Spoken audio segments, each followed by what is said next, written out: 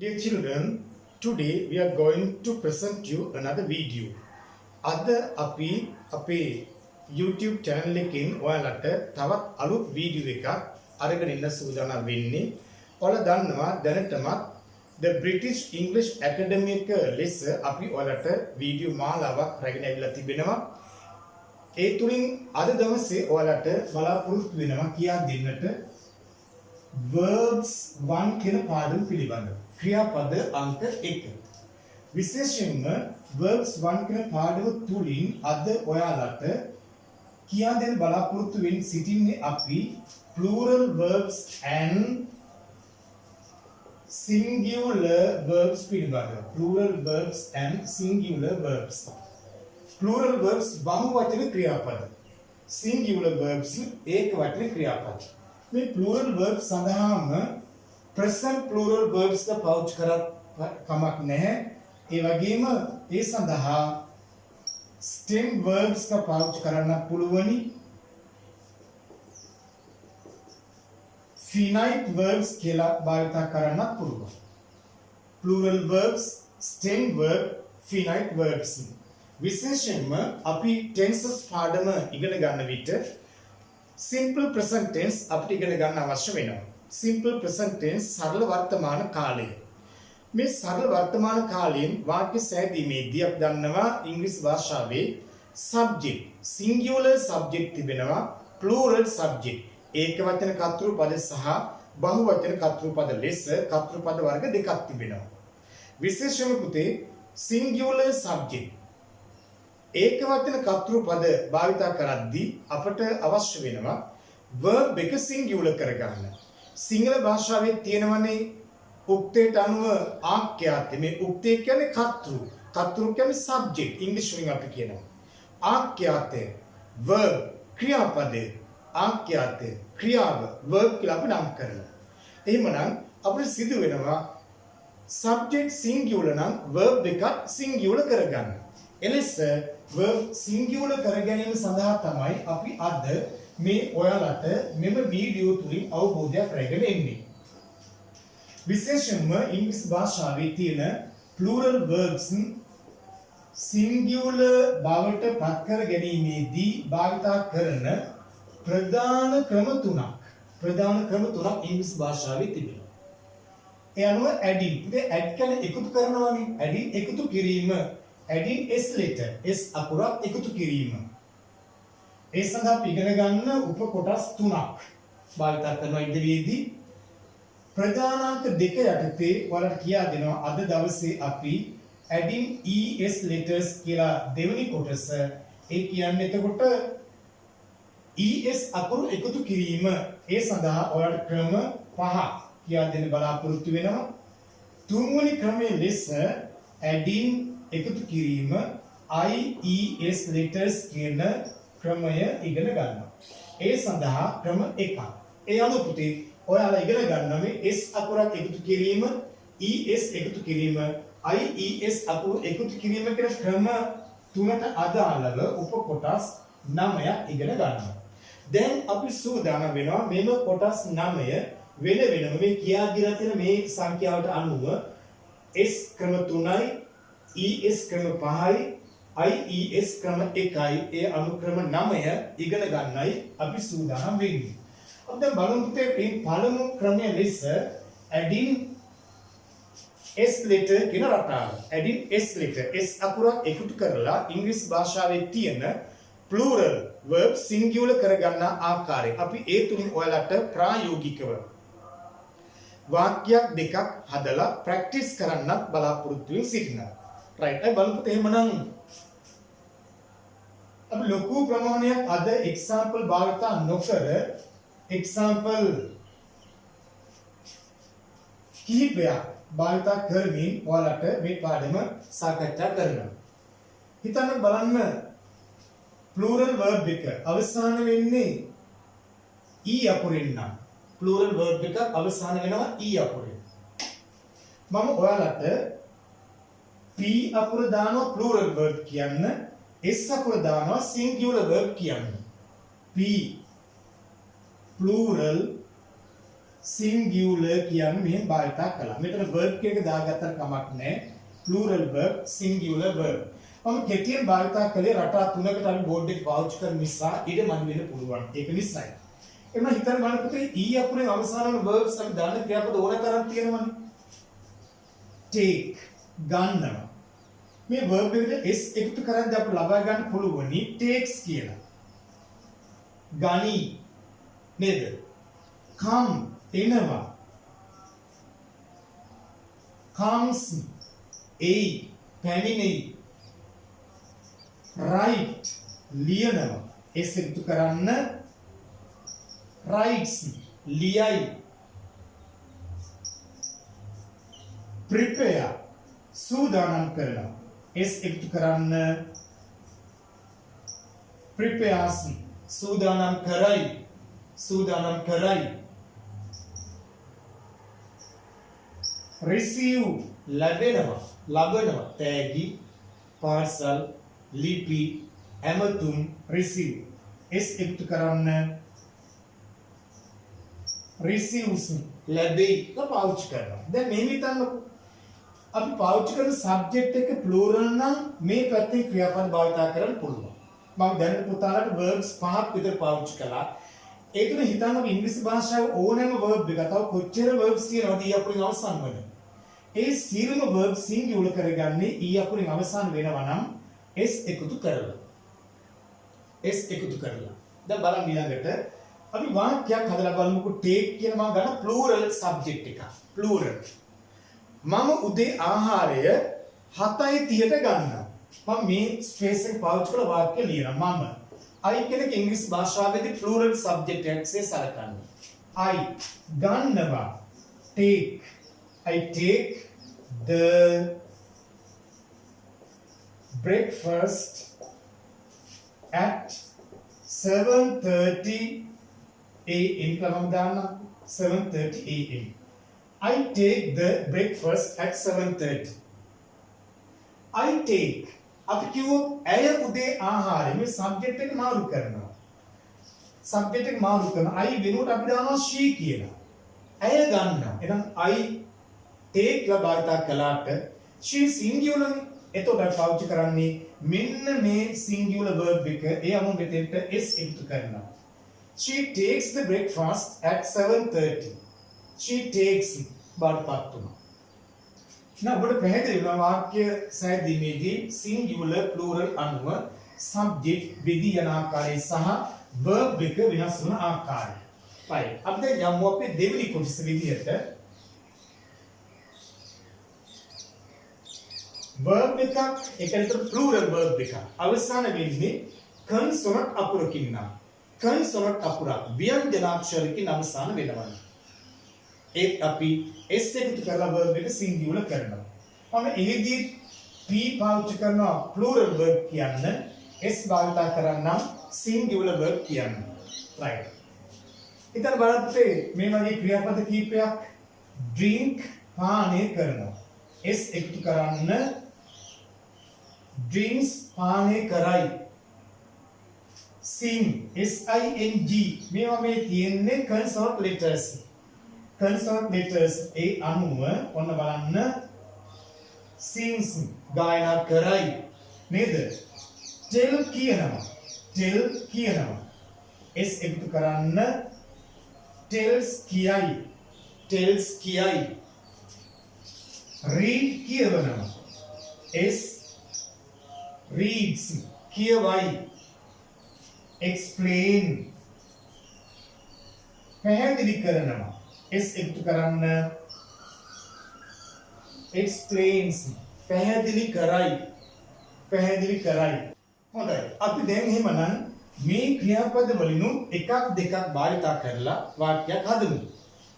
මුලින්ම ගමක් බලන්න drink කියන ක්‍රියාපදේ drink පානය කරනවා. අපි හිතමු බලන්න අපි සාමාන්‍යයෙන් උණු ජලය පානය කරනවා. හදමු බලන්න වාක්‍යයක්. අපි we usually සාමාන්‍යයෙන් පානය කරනවා. drink උණු ජලය මේ දවස්වල උණු ජලය භාවිත කරන එක පානය කරන එක වඩා හොඳයි. We usually drink hot water. We usually drink hot water. We plural නිසා drink plural verb එකක් සේ භාවිතා කළා. අපි හිතමුකෝ මෙහෙම මේ we වෙනුවට අපි එකතු කරනවා he කියලා. he පානය කරනවා. ඔහු පානය කරනවා. එතකොට අපිට he singular නිසා මෙන්න මේ drink කියන verb එකේ අගට එකතු වෙනවා s. ඒ අනුව he usually drinks hot water. He usually drinks hot water. ඔහු සාමාන්‍යයෙන් උණු ජලය පානය කරනවා. right. දැන් අපි යමු එහෙමනම් අපේ තුන්වෙනි කොටසට. එහිදී අපි ඉගෙන ගන්න පුතේ verb එකක් අවසාන වෙන්නට ඕනේ plural verb එක y අකුරෙන්. y අකුරෙන් අවසාන වෙලා පුතේ y අකුරට ඉදිරියෙන් මේ ආකාරයට vowel අකුරක් තිබුණොත් y වලින් අවසාන වෙනවා vowel අකුරක් තිබුණොත් අපි s එකතු කරලා තමයි verb එක singular කරන්නේ. මම එහිදී පුතේ ඔයාලට p අකුර යොදනවා plural කියන්න s අකුර දානවා singular කියන්න. හිතන්න බලන්න. buy මිලදී ගන්නවා. buy වලින් අවසාන වෙනවා. මෙතන vowel අකුරක් තිබෙන නිසා s එකතු කරලා buys බවට පත් කර ගන්නවා. මිලදී ගනි. say කියනවා. s එකතු කරන්න says කියයි. say කියනවා says කියයි. pay pay ගෙවනවා. pays pays ගෙවයි. play play play සෙල්ලම් කරනවා. plays සෙල්ලම් කරයි. destroy destroy destroy s එකතු කරන්න destroys විනාශ කරයි. destroy විනාශ කරනවා. destroys විනාශ කරයි. අපි දැන් පුතේ එතනට වාක්‍යයක් අරගෙන බලන්න. අපි හිතමු බලන්න. ඔවුන් දිනපතා ක්‍රිකට් සෙල්ලම් කරනවා. මම වාර්තා කරනවා play කියන වචනේ. ඔවුන් දිනපතා ක්‍රිකට් සෙල්ලම් කරනවා. මම මෙතන ඩිස්කස් කරපු කොටස ඉවත් කරගන්නවා වාක්‍යයක් සෑදීම සඳහා. play ඔවුන් සෙල්ලම් කරනවා. they play cricket every day. they play cricket every day. ඔවුන් දිනපතා ක්‍රිකට් සෙල්ලම් කරනවා. they plural නිසා play කියන verb එක plural form එකකින් අපි තබලා තියෙනවා. අපි හිතමුකෝ noun එකක් name එකක් හිතන්නකෝ. අපි ගන්නවා අශේන් කියලා. අශේන් හැමදාම ක්‍රිකට් සෙල්ලම් කරනවා. මේ they එක වෙනුවට අපි දැම්මොත් අශේන් කියලා. මොකද වෙන්නේ බලන්නකෝ. අශේන් play කියන්න බෑ. අශේන් singular. ඒ නිසා මෙතෙන්ට s එකතු කරලා play කියන verb එක plays බවට පත් කර ගන්නවා. ඊට උඩ එහෙම ලියන්න පුළුවන්. Ashen plays cricket every day. Ashen plays cricket every day. right. හොඳයි එහෙනම් අපිට දැන් යමු අපේ දෙවෙනි කොටස සාකච්ඡා කරන්නට. ඒ අතර මම ඔයාලගේ white board එක ටිකක් ක්ලීන් කරගන්නට උවමනා වෙනවා. අපි දෙවෙනි කොටසේ පුතේ අපි කියා දුන්නේ ඔයාලට ප්‍රධානාංක 2 යටතේ adding es letters කියලා කොටසක් කියා දුන්නා. adding es letters. ඒ කියන්නේ එතකොට ඉංග්‍රීසි භාෂාවේ තියෙන plural verbs singular බවට පත් කරගන්න es අකුරු භාවිතා කරනවා. මේ සඳහා අපි භාවිතා කරන රටා පහ නැත්නම් ක්‍රම පහක් ඉංග්‍රීසි භාෂාවේ තිබෙනවා. දැන් ඔයාලට මම එම ක්‍රම පහ ඉතා කෙටියෙන් දැම්මොත් කෙටියෙන් සඳහන් කරොත් මේ විදිහට.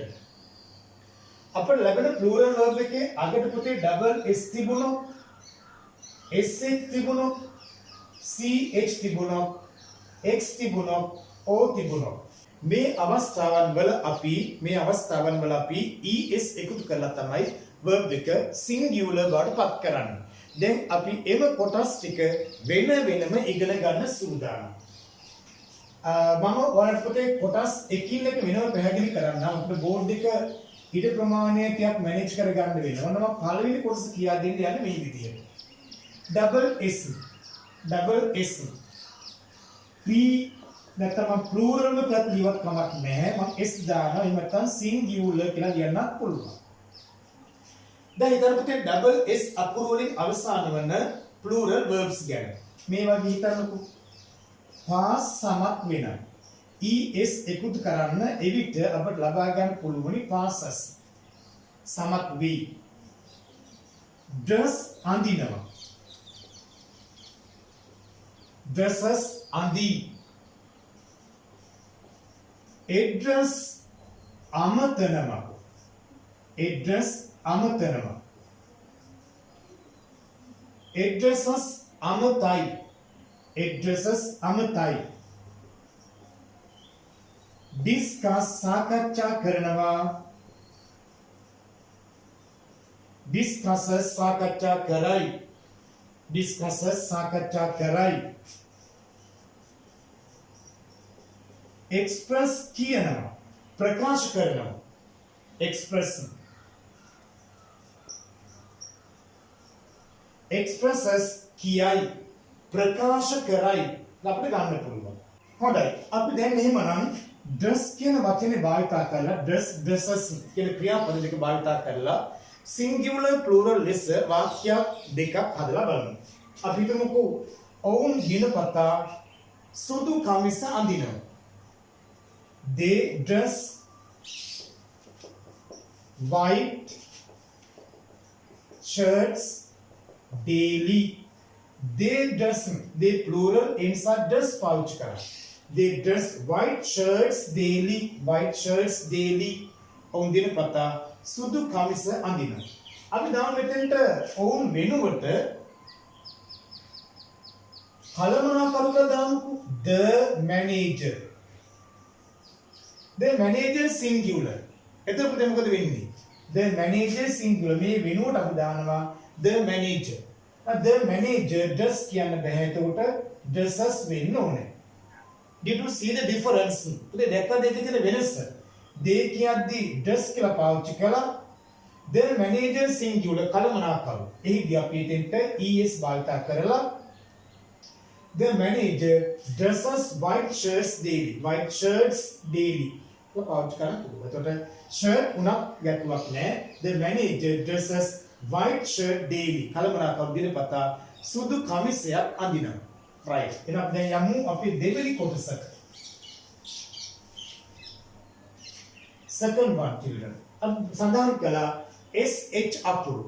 අපිට ලැබෙන plural verb දෙක sh අකුරු වලින් අවසාන වෙනවා නම් p දානවාම plural verb කියන්න, s දානවා singular verb කියන්න. දැන් ගන්න බලන්න පුතේ sh අකුරු වලින් අවසාන වන verbs කීපයක් මේවා හිතන්නකෝ. brush මදිනවා es එකතු කරන්න brushes මදි. wish ප්‍රාර්ථනා කරනවා. wishes ප්‍රාර්ථනා කරයි. wash සෝදනවා. washes සෝදයි. finish අවසන් කරනවා. finishes අවසන් කරයි. punish දඬුවම් කරනවා. punishes දඬුවම් කරයි. අපි අපේ පහසුවට මේ මොහොතේ මේ verbs පහක් භාවිත කරන්නේ. නමුත් පුතේ මෙවැනි verbs ඕනතරම් ඉංග්‍රීසි භාෂාවේ තිබෙනවා සිස්ටම් එක එකක් බව මතක තියාගන්න. ඒ කියන්නේ sh නම් es ම තමයි. අපි කලින් කොටස double s නම් es ම තමයි. වෙනසක් වෙන්නේ නැහැ. මොනතරම් ක්‍රියාපද ලැබුණත් එම ක්‍රමය ඒ ආකාරයෙන්ම භාවිත කරන බව මතක තියාගන්න. හොඳයි මම මුල් කොටස දැන් ඉවත් කරනවා. මට බෝඩ් එක ඉඩ හදා ගන්න උවමනා නිසා. right. අපි මෙහිදීත් වාක්‍යයක් සරලකිලට ගත්තොත් අපි හිතමු බලන්න brush එක අපි ගමුකෝ. මම දවසට දෙවතාවක් දත් මදිනවා.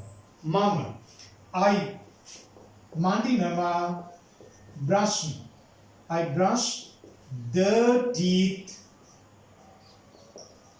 දෙවතාවක් twice a day.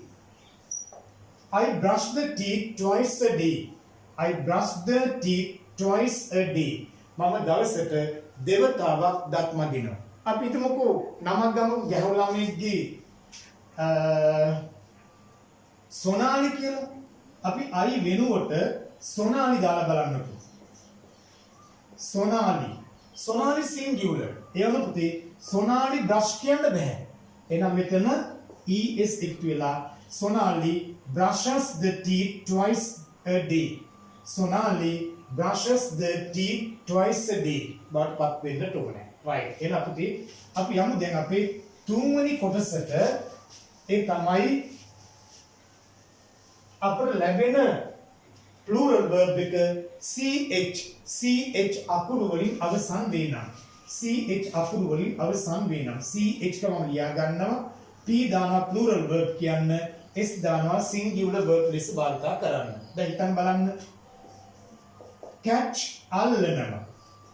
es එකතු කරන්න catches අල්ලයි. catch අල්ලනවා catches අල්ලයි. match ගලපනවා. matches ගලපයි. watch නරඹනවා. watches නරඹයි. watch නරඹනවා. touch අල්ලනවා ස්පර්ශ කරනවා.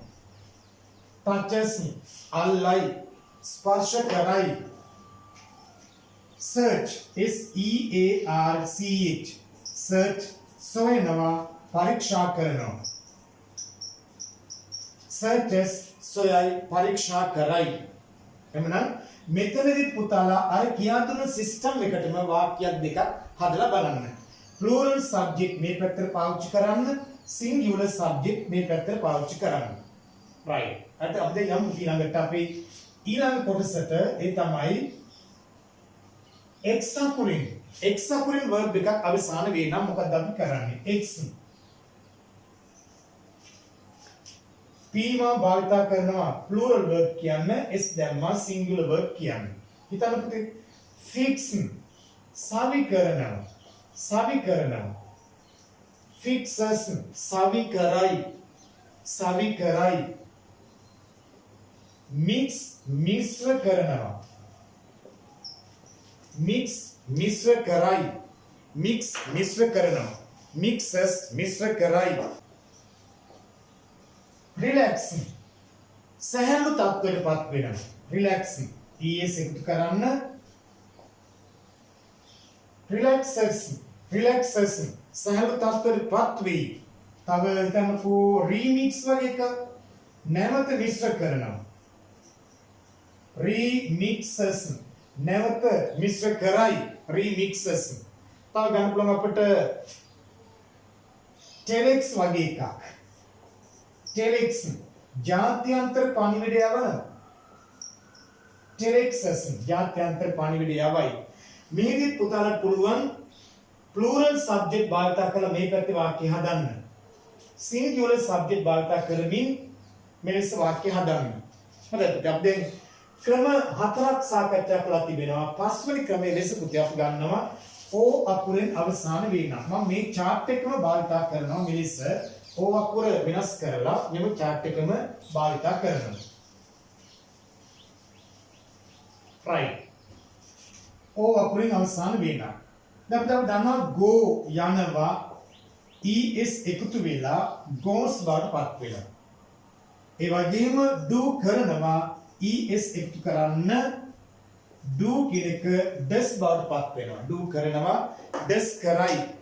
හොඳයි. අපි දැන් මේ verbs වලින් වාක්‍යයක් හදලා බලමු. go හිතන්න බලන්න. අපි දිනපතා පාසල් යනවා. we go to school every day වගේ වාක්‍යයක්. every weekdays ගත්තමක් නෑ. we go to school every day. අපි දිනපතා පාසල් යනවා. we plural නිසා go බවටපත් වුණා. අපි දාමු ඇත්තෙන්ට අය දිනපතා පාසල් යනවා. we වෙනුවට she දාලා බලන්න පුතේ මොකද වෙන්නේ එතකොට? she go කියන්නේ නැහැ. එහිදී she goes බවටපත් වෙනවා. she goes to school every day. ඇය දිනපතා පාසල් යයි. අපේ වාක්‍ය හදා ගන්න පුළුවන්. හොඳයි. දැන් අපි මේ අවසාන කලේ අපි verb සාදා ගන්න ප්‍රධාන දෙවෙනි කොටස. ප්‍රධාන දෙවෙනි ක්‍රමය. අපි දැන් ඊළඟට බලමු අපි තුන්වෙනි ක්‍රමය ලෙස භාවිත කරන්නේ අපි adding IES letters කියලා රටාව. adding IES letters. IES අකුරු එකතු කරලා ඉංග්‍රීසි භාෂාවේ තියෙන plural verbs singular verbs බවට පත් කරලා ප්‍රායෝගිකව වාක්‍ය හදා ගන්නා ක්‍රමය. ඒ දෙපිටේ මෙන්න මෙහෙම දෙයක් සිදු වෙන්නට ඕනේ. verb එක plural verb එක y අකුරෙන් අවසන් වෙන්නට ඕනේ. ඒ වගේම y අකුරට පෙර consonant අකුරක් තිබෙන්නට ඕනේ. y අකුරට පෙර consonant අකුරක් තිබෙන්නට ඕනේ. එහෙමනම් අපි එවැනි අවස්ථාවක මේ y අකුර ඩ්‍රොප් කරනවා. මම නිල් පාට පෑනින් y ඉවත් කරලා එකතු කරනවා IES.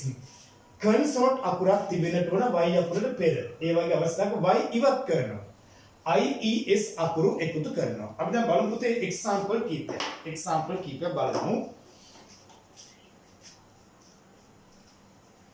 plural verbs දෙස මම භාවිත කළා. ඒ වගේම මේ පැත්තට singular verbs කියලාම භාවිත කළා. singular verbs දෙස භාවිත කළා. right. ඉතින් මම පොඩි වචන ඕන තරම් අපිට ගන්න පුළුවන් ක්‍රියාපද cry අඬනවා IES එකතු කරන්න cries බවටපත් වෙනවා. ඔයාලට පුළුවන් මේ y මේ ආකාරයෙන් drop කරන්න. y අපි ඉවත් කළා.